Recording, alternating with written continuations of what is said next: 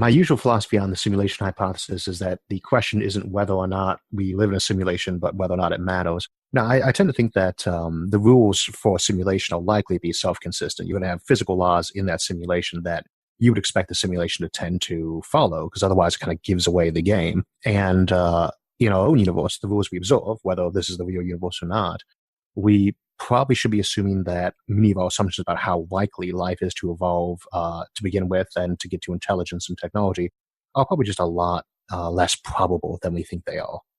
And I don't see us trying to terraform Mars much. Terraforming, and people think of it as, we can take this planet and make it livable. This is a process that is inherently destructive. I mean, seriously, mountain-changing type of procedures that take centuries to take place. Whereas, while it sounds strange, building your own habitats, building giant orbital habitats like an O'Neill cylinder, might turn out to be much cheaper than trying to terraform an equal amount of space.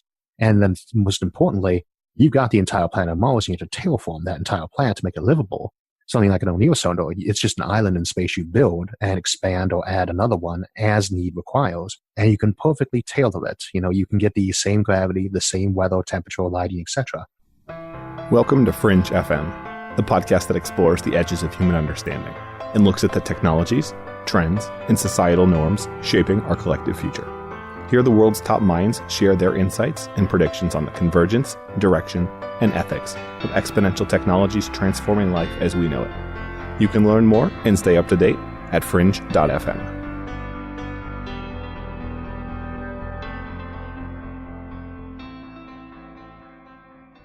If you're a bit of a nerd, excited about space exploration, interested in the Fermi Paradox, or curious about our collective future, this episode is absolutely for you. Star Wars, Star Trek, a galaxy far, far away. We are diving deep into the world of space. Today we have Isaac Arthur from Science and Futurism with Isaac Arthur, the largest and most successful YouTube channel on futurism. They have over 270,000 subscribers, 20 million views, and a legion of loyal, insightful fans, including his own subreddit. Arthur covers a wide range of futurist and science fiction ideas, including cyborgs, androids, artificial intelligence, the Fermi Paradox, interstellar war, Dyson Spheres, megascale engineering, quantum teleportation, and faster-than-light travel, typically exploring hypothetical scenarios extending out to the distant future. By way of background, Arthur's experience is both as a physicist and a futurist, and he is an incredibly interesting gentleman. Having him on the program today was quite a bit of fun, and we dive into a ton of topics, including the future of interplanetary travel, what you didn't know about the Fermi Paradox, how humanity is likely going to evolve as we explore space, the reason we probably won't terraform planets, where we'll live instead, why material science and metamaterials may be the most important technology of this decade, the effects of genetic engineering on society, the two paths to free energy for all, the reason Isaac thinks we're close to a post-scarcity world, why Isaac thinks cybernetics and human enhancement is more likely than gene editing, the reason man-made structures are the habitats of the future, how likely AI is to evolve, and why our education system is failing and how we can fix it. This is a fun one, guys. Without further ado, I give you Isaac Arthur. We choose to go to the moon in this decade and do the other things, not because they are easy, but because they are hard. What's your story? Well, I guess you could say I was kind of born and bred for it. My parents named me Isaac Albert Arthur because they are a fan of Newton and Einstein. So I've pretty much been into science since Carl Sagan's days, way back in the early 80s. It's been a passion of my life. And how did you make that into a profession? Now, I mean, you run actually probably the largest science and futurist related YouTube channel. How did that happen? Mostly by accident. I'd been in the Army for a while after I got out of grad school. And when I got out, I got involved in local civic governance and administration. And there was a lot of work there to be done that you could feel good about, but I wasn't really getting to do the science thing much. So I had stayed fairly active on the field, and I decided one day to try out something on a PowerPoint presentation. And I just picked a random topic because I was checking to see if something would work. And that was Megastructure. It was a horrible episode. I don't want to suggest anyone watch it, but that was kind of the pilot. Some months later, I ended up doing another episode on a different topic, the Fermi Paradox. And then there was another one, and I thought there was need for another one, and then next thing I know, there's a channel. So it's just been growing since then. And it's taken off. So why megastructures? Why did you start there? I think in that case, it was really just because at the time, I'd been involved in a world building forum on Facebook, a sci-fi world building forum. And people are so often focused in science fiction when they're writing books on these. This is mostly authors who hang out there on, this planet or that planet. And I always said in science fiction, there's so much focus on the planets, But that's probably not the future that we're going to see. We're more likely to build our worlds to live on, same as we don't live in caves, we live in skyscrapers. And I felt that they were really missing the opportunity to explore those. So I figured that would be a good topic to look at because I discussed it with a lot of them here and there, and I just felt like I was often repeating myself. So I said, let's do a video on that. And there was some good artwork out there from Steve Bowers at Orion's Home. And that's pretty much how that started. Then, of course, the other key up in sci-fi time was Alien, so I discussed the Fermi Paradox. And it just kind of rolled out from there. E.T. home phone.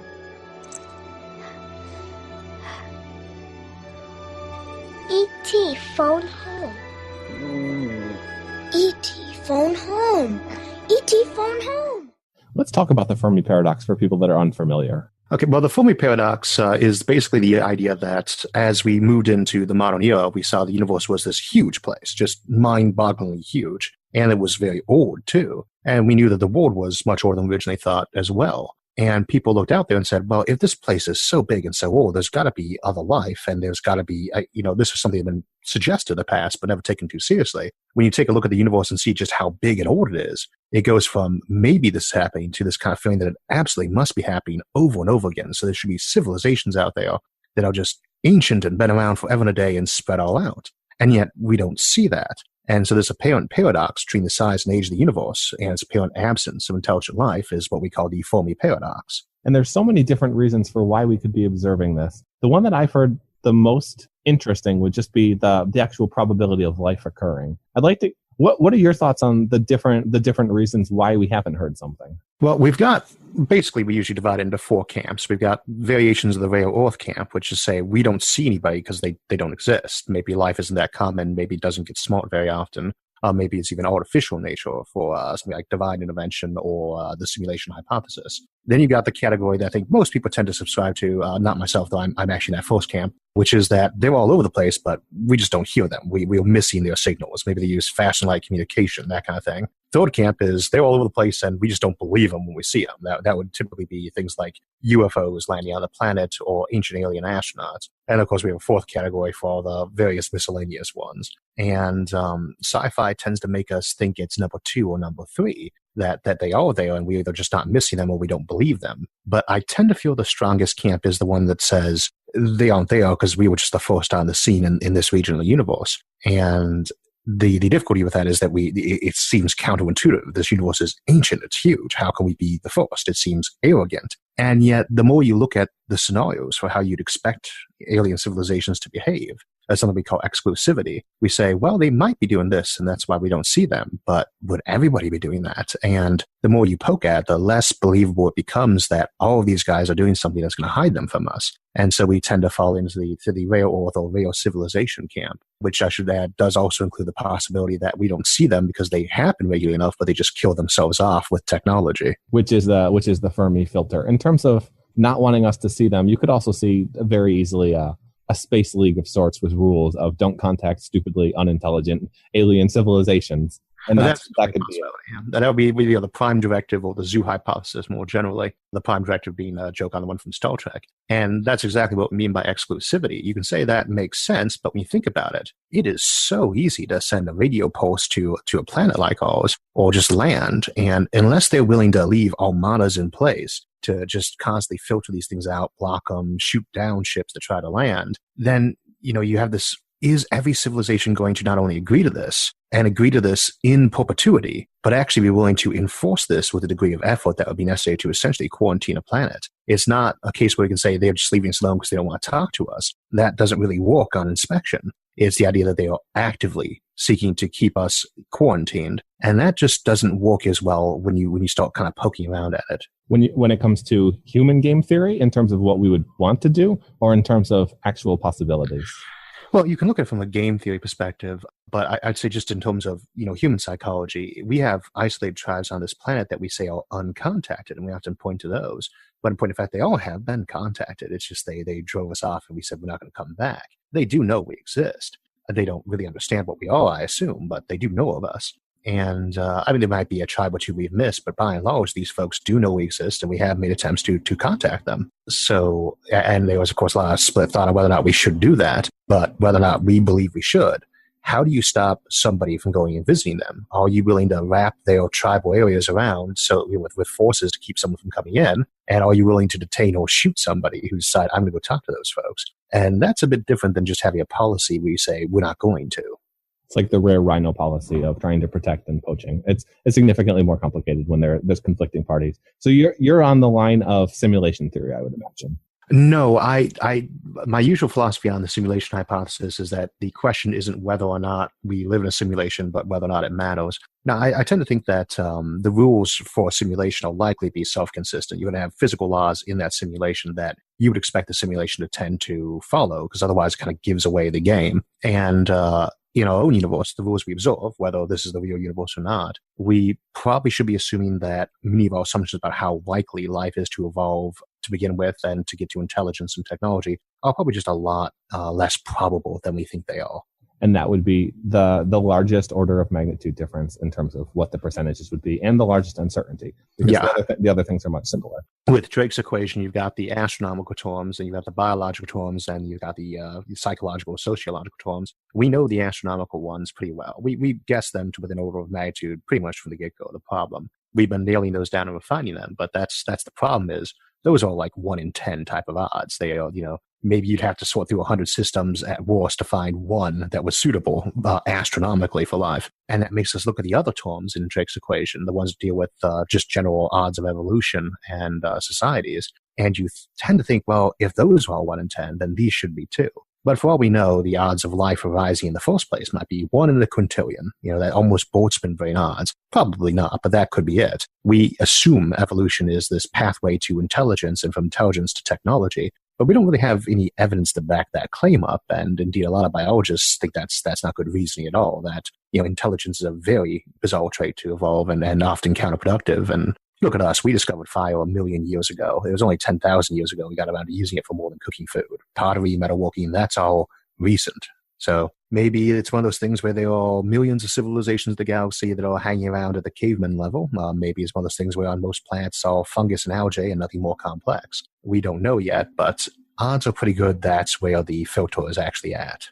Yeah, much earlier. I mean, if you're looking at survival, humanity was much luckier than a lion, for instance, and being able to survive. We had a lot of things happen that allowed us to survive that are not guaranteed. Indeed, and in many ways, the problem you have with that is so much of our technology and culture comes around us trying to fix or deal with things that we're actually not very good at. We don't have claws. We don't really have good for climates. That kind of forces us towards technology. But if we were just a little bit less survivable, we probably wouldn't be the apex species now. And if we were a little bit more survivable, we probably wouldn't have invented a lot of that stuff. Enjoying this so far? I know I am. Isaac's incredibly interesting, and we'd love to get him back on the show. If you leave a review on iTunes, Stitcher, or wherever you're listening to podcasts, that helps us with keeping our team motivated and also reaching out to incredible guests like Isaac to have on the program and to have again and again. We would love to get Isaac back on. If you guys go to fringe.fm/iTunes or /Android, you can go to the show, subscribe, leave a review, and that'll do a lot for helping us to grow further our mission and get great guests.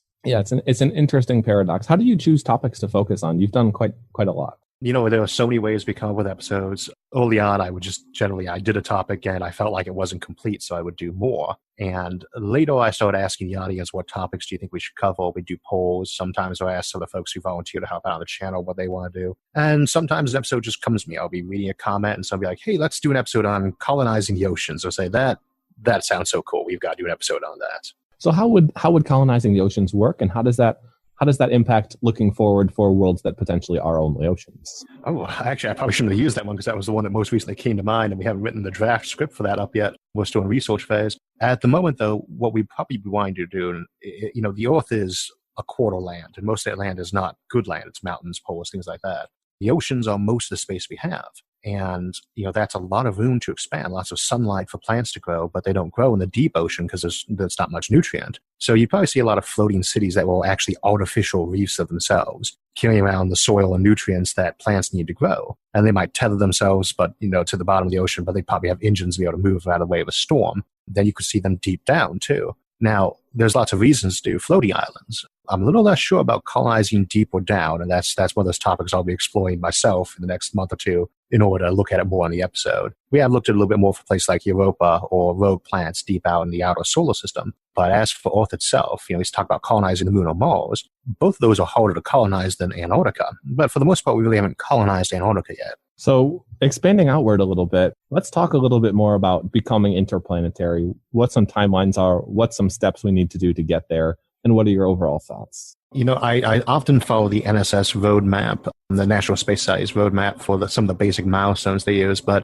the ones we tend to use on the channel usually don't give dates in terms of AD, but more like 20 years after we figure this piece out. For instance, if we got a compact fusion drive, we don't even have fusion yet, but if we got a compact fusion drive, within a decade, you would be able to send people pretty cheaply to other planets. Alternatively, if we got a warm temperature superconductor, that lets you do things like orbital rings or Lofstrom loops and active support, very high towers almost right away. And it's one of the things we have to wait till the technology is closely on the horizon before you can really give timelines for it. Now, ever since Apollo, we've always had this, one of these days we're going to get up there. But in the last 10 years, I think we've actually hit that snowball point where we're going to start seeing a lot more stuff developed up there. So it is finally here, that snowball point where there's going to be so much more in space, but it's still going to be fairly slow. I think we will start actually seeing for-profit industry in space in the next 20 years. If you're new to the program and haven't listened to Fringe FM, and you are interested in space, I recommend going fringe.fm and searching space. We've had a couple of incredible episodes on space exploration, business, and where we're headed as a society. Hope you enjoy. And now Isaac's about to jump into the $10 trillion space that's going to drive space exploration and business advancement. Do you think the only thing that would accelerate that would be potential cataclysm? No, actually, I was always looking at it, I would say, what industries in space could actually be enough revenue that they would justify a major space program? And only relatively recently did I hit on power satellites as the one. We were trying to argue with newer power satellites, saying things down as microwaves. The advantages as launch costs are dropping, so we can actually start putting them up there for less than the cost of the MEOs to make them. That is a $10 trillion a year sector of the global economy. We talk about something like manufacturing things in ZOG or, maybe filming movies up there. That could be a lot of money, but that's still billions. The energy sector is huge. It is a massive chunk of our economy, and it's one of our biggest bottlenecks. So if you can produce energy up in space and beam it down to Earth safely, which it looks like we will be able to do, once that hits that point where it's profitable, just viable, because that's completely renewable, because there's no fossil fuels involved or spent nuclear items, or even any toxic materials from the solar panels in space themselves for like a trash dump, that gives you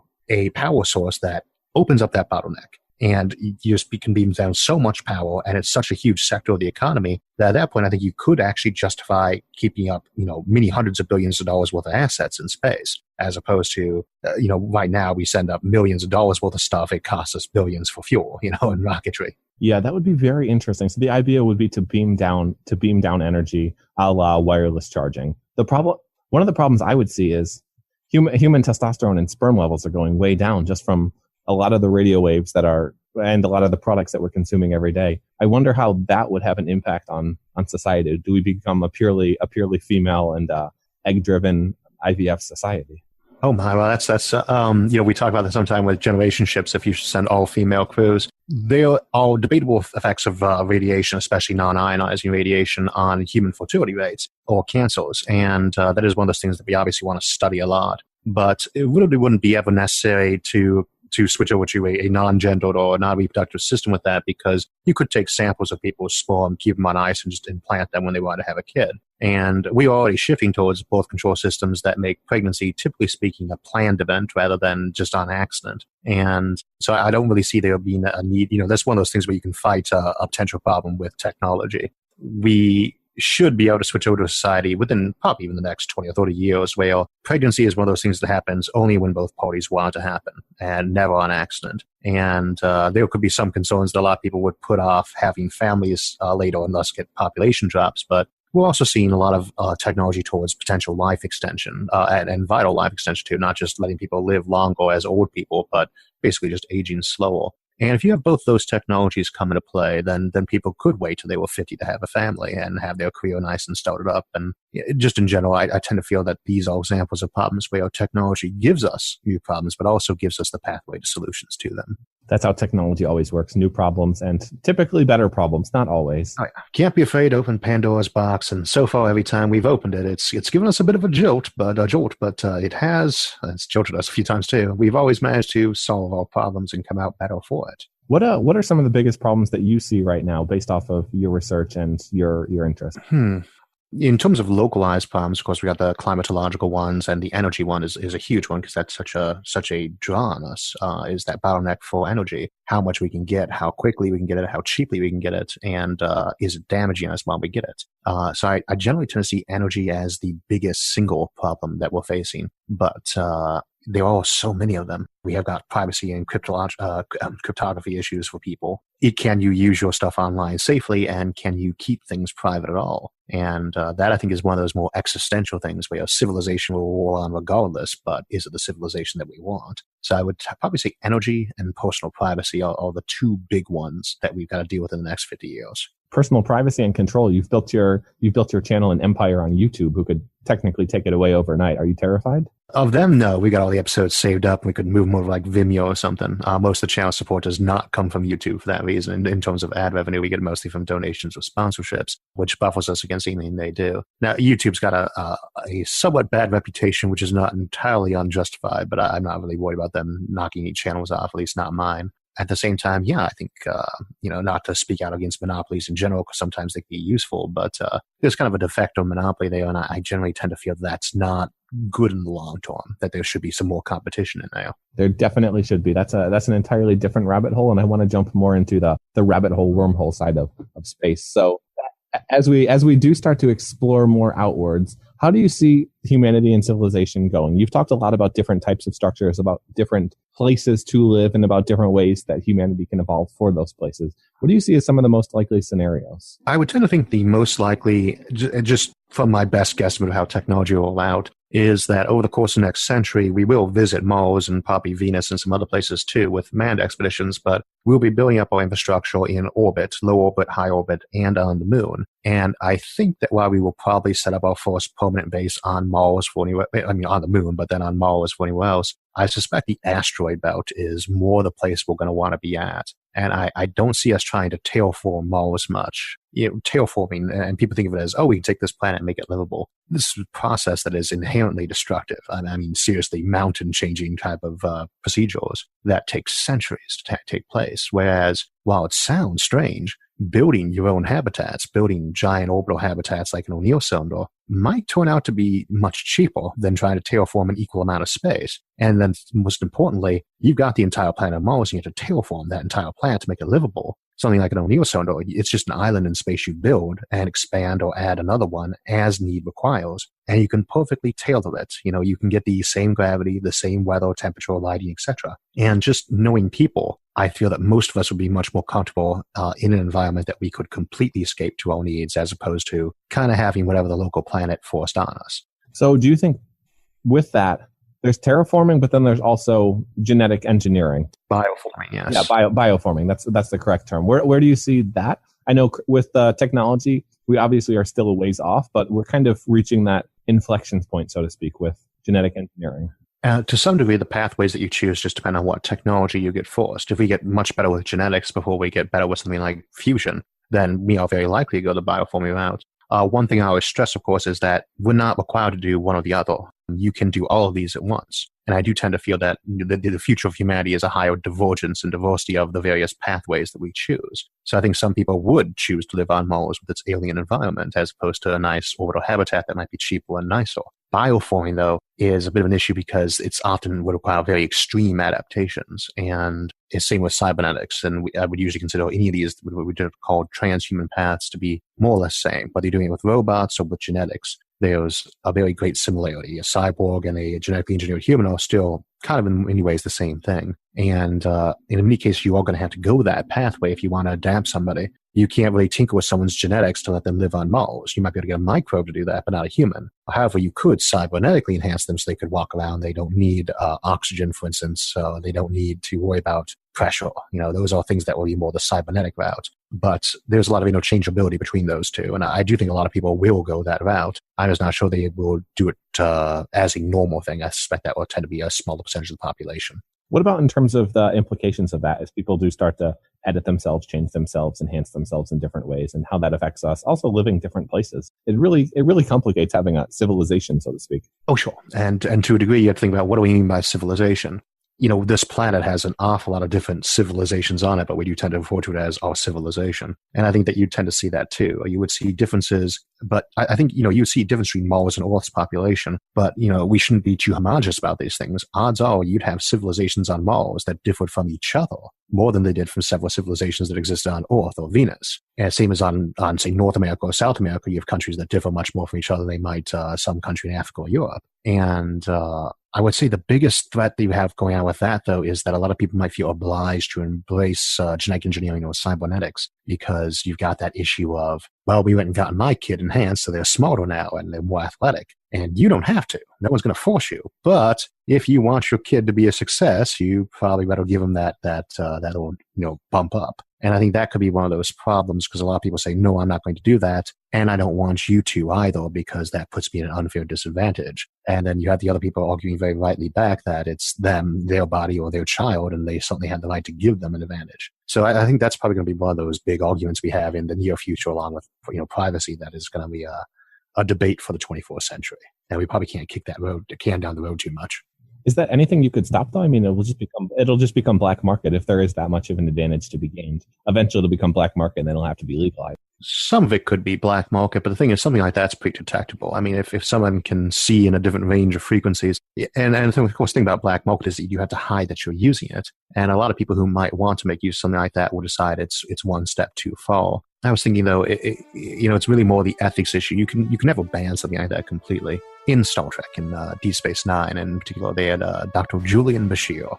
He turned out to be genetically enhanced, and he wasn't allowed to be in Starfleet because of that. And that episode gives the kind of the dual impression that on the one hand it's a bad thing, and on the other hand he shouldn't be blamed for his parents dead. And I think that is one of those arguments that we're going to have is whether or not that's actually true. Is it right to hold it against somebody who's gotten these implants? Say someone got on the black market and it's illegal, and they give it to their kid. Do we have any right to give that child limitations because they've been engineered illegally? They didn't choose to do it, right? At the same time, they are still disadvantaging people. So it's one of those examples where I say on the channel, we can sometimes guess what the future will be like, but I don't have any solutions on that one. It's quite the ethical dilemma. It's hard to punish people for being better than you. Yeah. So there is a history of doing that sometimes. So there is a history of doing that. What are your thoughts on artificial intelligence, where we're headed, and possible implications? It's a bit of a strange one. I tend to feel that we are going to get more artificial intelligence in the next 10 to 20 years, but I suspect progress on that will actually start to slow down. 20 years ago, people were saying this is something we should absolutely be looking at. We were aware of the dangers, but we need a lot more research on it. Now you see more and more people out of that field and out of that science saying, well, let's slow down and be more careful. Let's start having these conversations now. In the past, it was a sci-fi danger. We knew about it, and we knew we'd have to deal with it one day. Now it's getting to the point where we actually have to start thinking about it more seriously. And I think in the next 10 or 20 years, it's going to get to the point where we have to really seriously think about it, because there are so many ethical, not to mention genuine dangers to humanity that can be attached with artificial intelligence. And it's just my opinion that will probably see it slow down a lot. Most of the researchers are not going to want to do that in isolation, without support, or be illegal at it. And I think most governments will regulate the ability to research that field, start putting security into place or limitations in it. In the long term, though, I do think it is a bit of an inevitability that we would see intelligence that wasn't born as humans are. And that could be everything from a human mind that was uploaded to a computer and is still basically human, but is an artificial intelligence, to something like an uplifted cat or dog that had human level intelligence, or just a machine that wasn't born as a human and was grown from scratch, or that was intelligent, or even more intelligent than a human. It's hard when you have a weapons of mass destruction type race, though, where one side getting an advantage can mean the doom of the other side. It's hard not to be a arms race.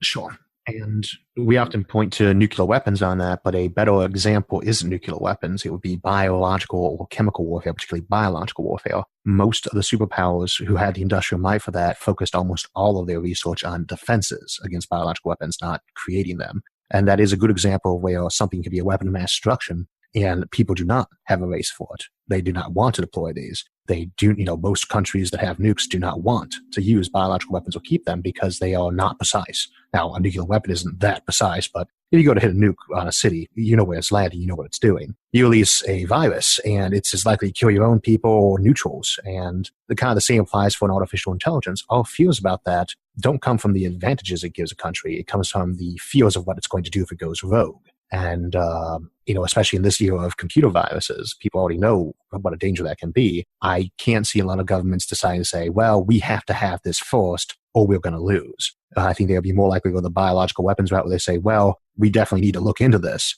but we need to control it. We've got other options. And you could see people saying, as we do with nukes, a lot of countries don't keep biological weapons. So they'll say, if you use biological weapons on that, we will reply with a nuclear weapon. We're not going to try to counter-virus you. You could see the same with AI. If a country says, we're going to do this research, people could point bombs at them and say, well, if you do and it gets out of hand, we're nuking you. That's how it is. And whether or not that will be effective is hard to say, but I do think that's the pathway that's more likely to take place. I think it's more like cybersecurity and hacking, though. There's so much that's gets put into defense, but it's so much easier to play offense. It is. But that's the case for a lot of weapons, too, is it's almost always better to be on the offensive, but unless you actually want to be on the offensive, it can be an issue. Right now, the security cyber attacks thing is still relatively new and kind of difficult for people to do in an organized fashion at the government level. As that changes, a country's going to have to worry about anytime it gets ID'd or even considered to be you don't have to know that it was definitely them to apply with your own covert attack. And in the end, any weapon that can do more damage than it is easy to defend against, you need a lot more people to defend to repair than it takes to deploy it, puts people in that Mexican standoff situation we have with weapons of mass destruction in general. And I think you would tend to see the same kind of policies in place. We don't know for sure it was you. We can't prove it in a court of law. But just so you know, if all stuff starts going down, yours probably will too. And that is, the option people have available to them on that. And I think that is the route that we're probably going to see more of in the future. The new classic Mexican standoff. What technologies are you most excited about today in terms of what you've looked into the past and then what you're seeing today? Time out. Let's do a listener challenge. I dare you to take out a piece of paper and guess what Isaac's going to say here. You'll never guess what's coming next. It's a very transformational technology, and it's one that we're not frequently talking about. Wait for it. Okay, you've had enough time. Just for this decade, I'd say that we're going to remember this decade mostly for metamaterials. And last decade, probably more for things like graphene, in terms of where they got started on going to head. Metamaterials have so many options in them that would seem to not so much break normal physics as get us around a lot of limitations we've had with a lot of electronics in the past. And that's one of those things where I think history will remember this decade for metamaterials, but most of us will not personally do so. I mean, we're kind of in the Marconi era of that right now. But graphene capacitors, supercapacitors is going to be a very big one that we should probably have developed, into commercial play in the relatively near future. Now we can bulk produce graphene for a reasonable cost. And of course, computers, always something with computers. But I feel in the terms of physical technologies, the ones that really be looking at are superconductors, metamaterials, and I'm not sure how you classify graphene, but the super tensile ones are the ones that are super conductive of thermal energy too. So you think we're going to move more towards a physical revolution, so to speak, in terms of our goods and physical chemistry? I think is going to be a very big factor in the near future. This is the digital age, though, and nothing's going to change that. But this is an area right now where I say material science is going to be very large. And it's interesting trying to fuse that together with the existing ecosystem. A lot of money, a lot of focus currently is put into easier money tasks. So software, artificial intelligence, they're not necessarily easy money, but it's obvious money, e-commerce, things that are dealing much more directly with direct impact. How do you see the role of investors, entrepreneurs, creators, scientists in pushing forward positive technology? The biggest one, of course, is getting the funding there to the places that actually need it and will use it effectively. And that's so much easier said than done. We often hear things like NASA or other things is like, well, we should invest more in research. Unfortunately, beyond the money not really being there or the interest not really being there, many times this kind of approach that amounts to let's throw money at it is not just less productive where you get diminished returns, but can sometimes even be counterproductive because you have people rush into a field for glamour or wealth as opposed to for the pure research. I don't think that happens too much with things as is, but we are pretty tight with our budgets on research. Venture capital, of course, remains a big factor in that. Government research funding, big factor for that. But I think it's one of those things where I think we're going to see a lot more crowdsourcing, strangely enough, of a lot of pure research. To a degree, we kind of already do that with charitable foundations. A foundation raises money for something and gives it away to this or that research project. But I think we'll see more crowdfunding. I think we'll see a lot more people saying, I want to mount an archaeological expedition to this island in the Mediterranean that's underexplored, and I want to raise funds for that. And we can go to the universities or the government or to this charitable foundation, but we decide to crowdsource it. And we are going to film things while we do it, and we'll give you regular updates. And, for $2 a month subscription, you will help us support this trip. And I don't think it will replace the classic approaches, but I do think we're going to see a big boom in crowdsourcing as time goes on.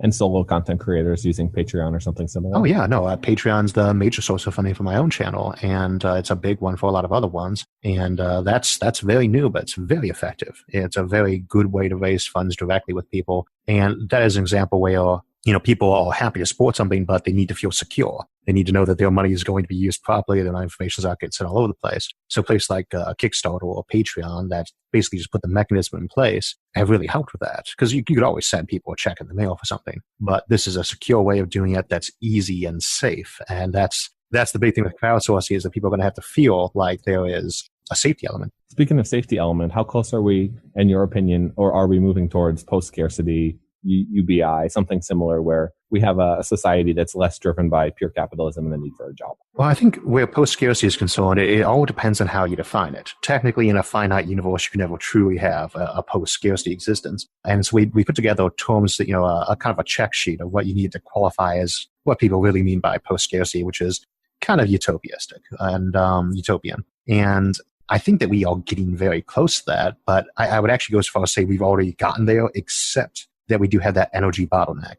As long as you can't constantly fuel your stuff, or that there's a limitation on how much you can fuel, then you can't really become post-scarcity. At the same time, robotics and automation are the other big factor on that. If you have either of those two, you are arguably pushed into a post-scarcity existence, probably a little bit more limited than the Star Trek fast replicator approach, but you're basically there. And I would say most Western countries, if it wasn't for that specific energy bottleneck and pollution concern, would probably already qualify as post-scarcity. Interesting. I think we are definitely moving towards that, but to become a intergalactic or interplanetary species, is it possible with government and capitalism, with multiple governments? Can make the system work with anything. You could probably operate a country using a Ouija board. If there's enough wealth there, enough prosperity there, and it's easy enough to produce it, then all that's required is that the citizens feel comfortable with the system and like it. So if it's one of those ones where they randomly select 10 people to rule each year from a hat, and they decide all decisions where it's a 60-40 or less split by a coin flip, that can work if people feel confident in it.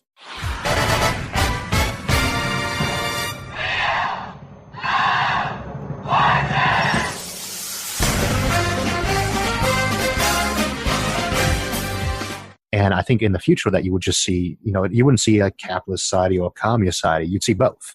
Not, in the same places or different locations. Maybe Mars is capitalist and Venus is communist. Maybe this asteroid right next to you is called Marksville, and the one next to it is Galt's Gorge. And, that's the thing, is this planet right now isn't capitalist or communist. It's got everything, And I think that we'd see more of that. I would hope that would see a lot more democracy, because I'm a very big fan of that. But even then, maybe not. Maybe some colonies will be classic aristocracies or kingdoms. Maybe some will be theocracies or autocracies or plutocracies, or there are, I think, around 100 ocracies, and I would be not surprised if they all had at least one or two working examples in the future.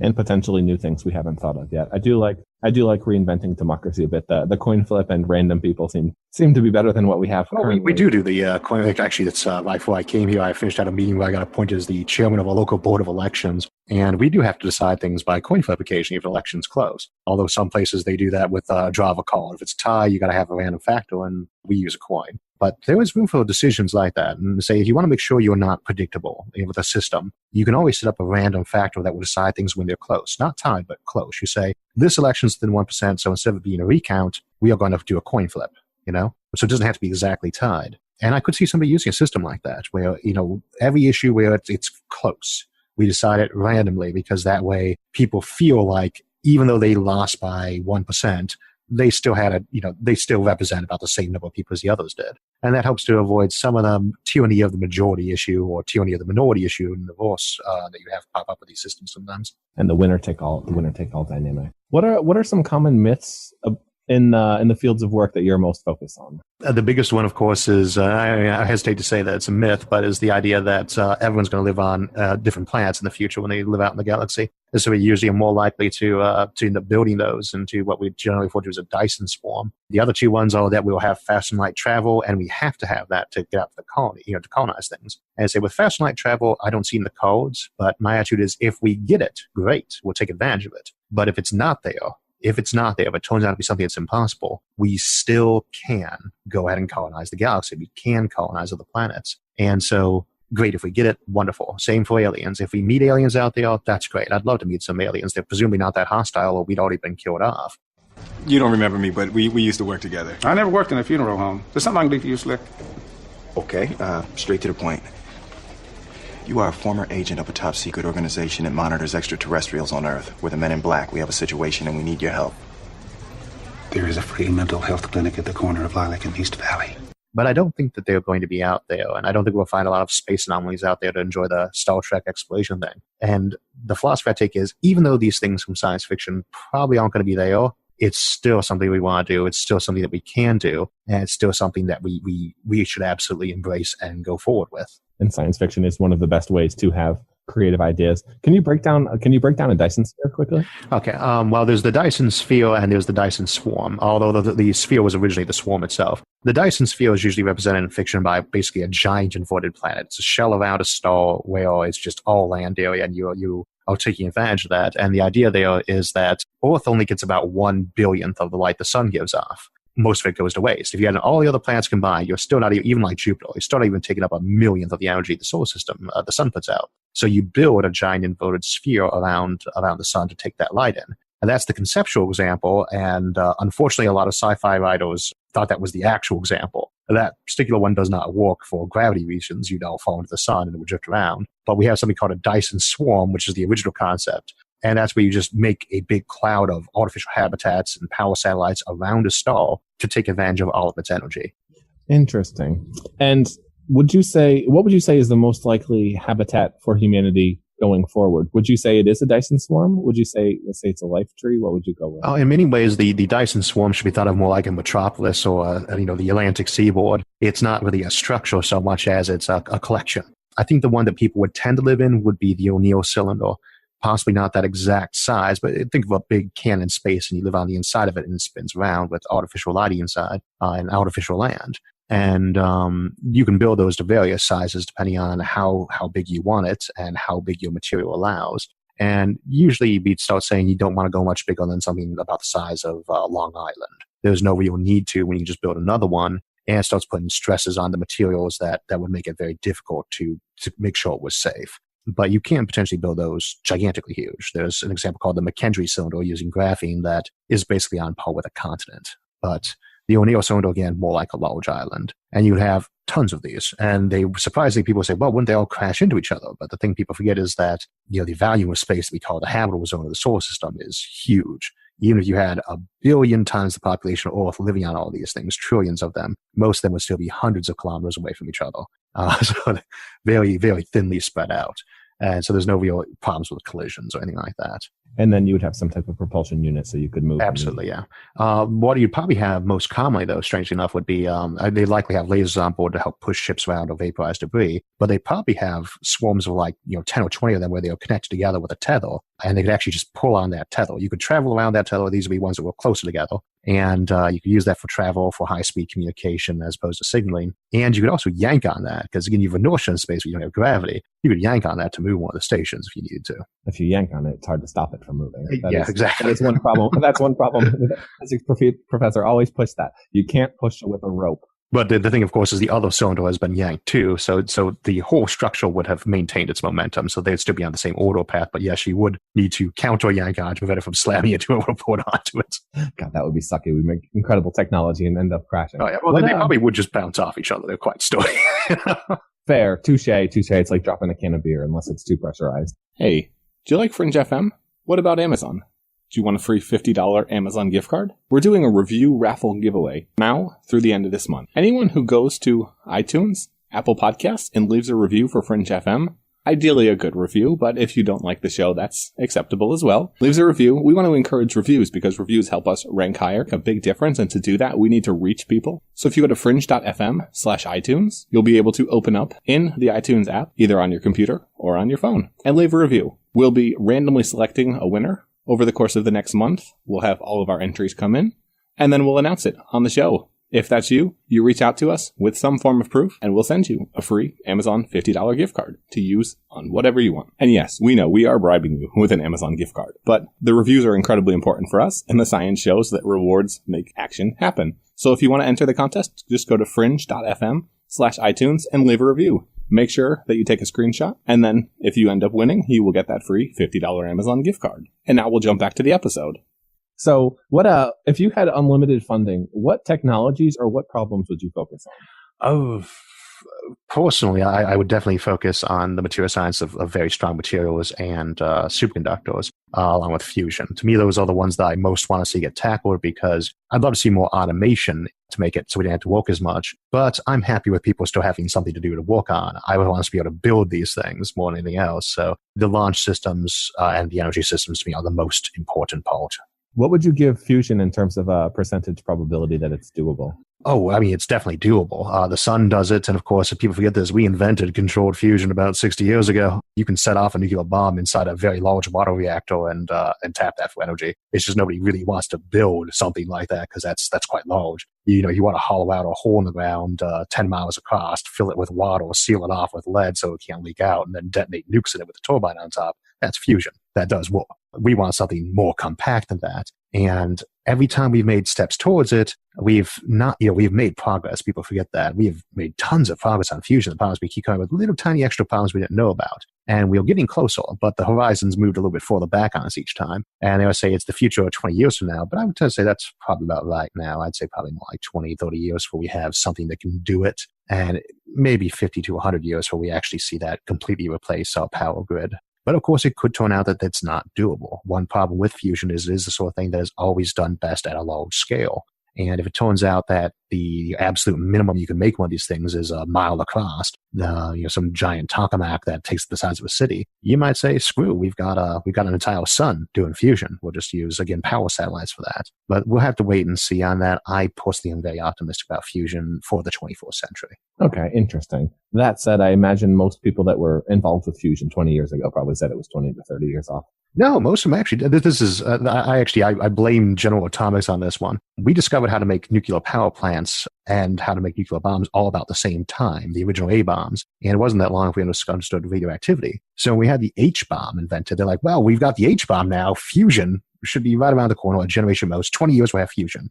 And that was the mistake there. Almost nobody said that afterwards. We explored like, wow, this is going to take a while. But every so often someone will come out and say it, and the media always latched onto it and reported it. So we've had 60 years now where people always say it's 20 years away. But it wasn't the scientific community actually saying that. That was just something General Atomics said back in the day when that made sense. If we'd gotten the A-bomb and fission power plants working together so quickly, surely if we got the H-bomb, we'd have fusion soon. Fake news has been very divisive and driven almost 100% by the advertising business models of pay-per-click or eyeballs, where reward advertisers for clickbaity headlines. We try to avoid doing that at Fringe FM, and our goal is to be able to do a better job of helping empower the public to learn about interesting and important technologies of the future and to have some of the smartest minds on. If you like this and support what we're doing, please go to fringe.fm/support or /Patreon. You can support us there. We're an independent company, not driven by ads, that are here 100% to make the world better, to inform the public, and to try to promote a better and more abundant future. If you believe in us and what we're doing, please visit fringe.fm/Patreon and share your support. Generally speaking, since then, the consensus science has been, this is still a ways off. And now a lot of them are coming out and saying, yes, it is going to be 20 years. And there's a lot of them saying that, not just a couple of people kind of talking out the side of their mouth. How would you redesign education for the 21st century? Personally, as a pet project, I'm very fond of hands-on teaching apprenticeships. You have a lot of people say, well, I've got life experience and you've got book experience. Say, well, if you're doing it properly, you need both. You need to get your hands on things and work on them, get experience. But you also benefit from that book-centered or learning-centered thing where those books were written by experts of that topic. And I would like to see a lot more of that. I'd like to start seeing kids, as soon as they're old enough that we feel safe, having them, away from the school, working at, say, the local garage, helping out with calls, or down at the hospital running errands, candy striping, whatever. I am a very big fan of apprenticeship. And I feel like if you spent Tuesday and Thursday, we're going to have you in the classroom, but Monday and Friday, you're going to be apprenticing at your main skill, and Wednesday, your secondary skill. You got to have 2 of those so that if the main skill goes away, you turn out to hate it, you still got another skill you developed. I would like to see that more as the direction we take education. In terms of the scientific or technological angle, I think we're going to see a lot more interactive software and video type formats like what we see on YouTube develop. And I think that ideally we'll start having systems that are able to tailor themselves to the individual at the time. So the computer looks at you and says, well, Bobby's not really paying attention to the sentence. We were looking at his eyeballs while he read the sentence and he kind of zoned out. So we are going to repeat this sentence again, changed around a little bit. So, okay, there, click. Now, next sentence, so that everybody learns at their own rate. And that we see a lot more, instead of the classroom, it's the individual who's just in a classroom environment so they can keep an eye on them, make sure they're not running off the playground. And I think that we will see a lot more interactive technology that is able to actually tell when a student is learning or paying attention at the very least, and can then retailer the information a little bit to show it to them better. It knows right as they take the test, this person missed that question when they've just finished writing down the answer, and it can flag it and say it's wrong. You got the wrong answer. You're not waiting a week till they've forgotten what the question was. It says, right then, you're wrong, and then gives them another question that is very similar after explaining what they did wrong, and see if they can correct it on the spot. And I think in that way, we can seriously compress the amount of learning that people do so they are picking up faster and better.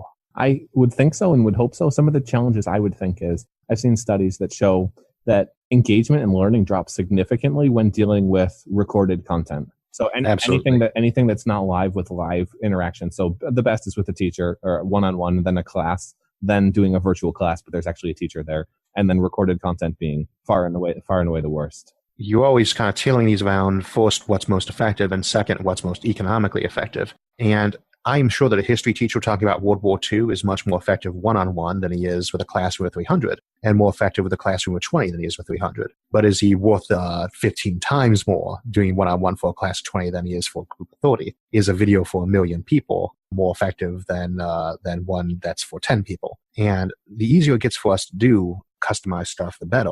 And of course, people don't like to talk to machines. They don't like to look at recordings to some degree. But we just gotta have to try to find out at every step, what can we actually do economically and viably, and what's most effective, and just constantly try to balance those out and improve them for each area. Some areas that's a lot easier. A lot of people would say, well, I'd prefer to have a history teacher. We say, we're going to give you a Game of Thrones style history show. It'll be accurate too. I think a lot of people would enjoy that more than even a one-on-one discussion with someone. And those are options we have on the table. We spend, I have no idea how many billions of dollars on education in the United States or the world every year, but I'm sure that it is quite a lot. I'm sure there's also quite a lot more than our budgets are for Hollywood, So we do have the option to make some very high quality material out there. I think we said about 10,000 per student in the United States, just on average.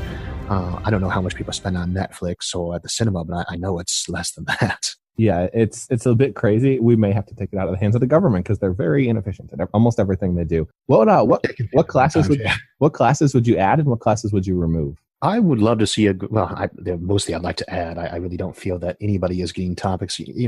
I obviously am a big fan of the maths and sciences, and I feel we don't emphasize them as much as we should. And I would hate to see those get decreased to extend those to other areas. But I tend to feel that we need to spend more time on learning. I don't mean stuffing students into a classroom for 8 hours a day instead of 6, or knocking up to 10, or including summer. People get saturated. What we have to increasingly shift people to understand is that school is not something you do when you're a kid. Education is something you do for your entire life. And what we need to be giving people is what they need to be a basic, solid, healthy citizen. And I do think that means, reading, writing, arithmetic. But I also think that really does have to include things like your civics, your arts. You don't have to understand how to draw. And maybe you have to learn how to do one music, speak one other language. You don't have to be great with them, but you should be exposed to that. So I am a very big fan of, Aristotle's old, educate the whole man approach of liberal education. But we do have to be careful with that, because often that comes at the expense of what we call more of the core areas. And nothing scares me more than a student who doesn't know how to balance a checkbook when they get out of high school. That's something they need to know. They need to be able to do that basic arithmetic. And I do feel, though, that in many ways, we don't have to extend the amount of schooling and time we have spent on these guys to get this to happen. We just need to be more effective with the time that we have. And I do feel there's a very strong role for technology in that.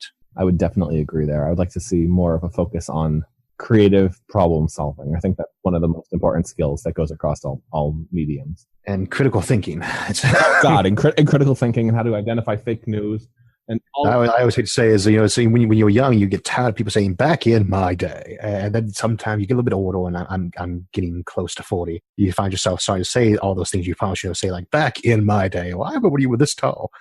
But I think our teachers work very hard for the most part in a very uphill battle. And I think we want to give them everything we can to support them. But at the same time, we are not getting the job done right now. We throw a lot of money at education, and it's getting us very diminishing returns. And that doesn't mean the answer is start cutting back on that funding, but we do need to be using it in the most effective manner possible. And that is exactly where technology comes in. You're not trying to replace the teachers with a robot, but you are trying to make sure they have everything they need to get that information to kids' heads in the most effective manner possible. And less information and more solving, I think. There's way too... Yes, you're not going to out-information Google. No, the first, and that is another thing to say, don't memorize stuff. You have to learn, it's more important to know how to search for stuff online than it is to be able to memorize it. But the first thing you have to teach people, before you even teach them critical thinking, which is far more important than the individual fact, you got to teach them critical thinking, but first you have to teach them to love learning. They have to learn to love it. Once you've done that, you don't actually have to do anything else. All you have to do is give them a little bit of guidance in what they should be learning. If people get that passion still at them, and that's why the parents are so impossible. I know it's common to get on the parents about not doing their job with education, but at the same time, the best teachers in the world can sometimes manage to get a student enthusiastic about knowledge where their parents won't. But most of the time, if the parents didn't get that kid with that enthusiasm for knowledge at a young age, it's so much extra work for that student and for those teachers to try to overcome that, and it's usually a failing pathway. And worse, even when it does work, it is taking time away from other students who already have that. And we don't want to neglect our folks who are enthusiastic about learning just because we're focusing on the ones who aren't. Got to be able to do both, Yeah, you either have a high average, or you have a low ceiling, or you have a high ceiling and a low average.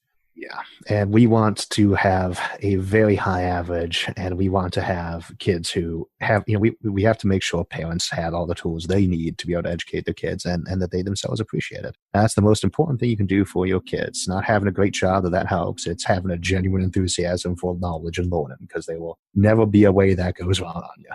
That's how it works. I know we're running close to when we need to start shutting things down. What are the most important resources for you? Where do you look to daily, weekly basis to stay informed and to continue learning? Oh, I mean, I keep up, obviously, with a lot of the, I will give a shout out to Paul Gilster's Centauri Dreams is one of the best sites keeping up on astrophysics and astronomy, which are obviously big on my channel, along with Universe Today, Fraser Cain's publication. Very big fan of that for a long time. But then, you just have to look through the journals. Sometimes a really good paper will come out. I can't remember what it's called. Dissolving the Fermi Paradox by Eric Drexler and Andrew Sandberg, that came out recently, was a great one for that topic if people want to explore the Fermi Paradox more. But, you got to keep up with the articles. You got to keep up with talking. That's the big one. You can read a lot of papers, but the new ideas for the future come from talking to people. You're on, like, my own forum, for instance, there are hundreds of people discussing these ideas, and I get a lot of my good ideas from them. They are, one paper, great thing, buy an export. Your own head, great thing if you can do it because you trained up. But, one head, not as good as a million heads all looking at something, trying to figure out new ideas. A million good heads looking at something. Well, sometimes even some bad heads. I've had some great ideas come out of people who came up with just a truly ridiculous and stupid idea, but it set something off that made you think. That's how it works. There's convergence of ideas, convergence of technology. Where is the best place for people to find you online, Isaac, and connect? If you're a Facebook user, Science and Futurism with Isaac Arthur on Facebook and on YouTube. It's just Isaac Arthur on YouTube because I never renamed the channel. And then we do have a forum on Reddit, on Patreon, and on Discord, so forth. I'm on that fairly often, too. And typically speaking, fortunately, there are not a lot of Isaac Arthurs out there. If you Google Isaac Arthur, you'll find me. But our main source, of course, is YouTube. And if you guys enjoyed this episode, you definitely need to check it out. Incredibly high-quality videos, very well-produced. Something that any type of creator would be pretty honored to put out. Thanks for coming on today, Isaac. Thank you for having me on, man. And the most important thing I forgot, a challenge for our listeners. What would you like them to do, look into, or take action on? Launch systems. Get more involved and interested in things like SpaceX and a lot of the other companies that are getting themselves interested in that these days. Launch systems are incredibly interesting. We can't go anywhere until we get out somewhere. So thanks for coming on today, Isaac. Thank you. And thanks, guys. Hopefully this has been fun. Cheers. If you want more of Fringe FM, you can subscribe to the podcast on iTunes or go to fringe.fm, where you'll find tons of audio and video interviews with leaders in the fields of genetics, cryptocurrency, longevity, AI, space, VR, and much, much more. And you can follow me on Twitter at @itsmattward. If you enjoyed the show, please leave a quick review in iTunes to help more people discover Fringe FM.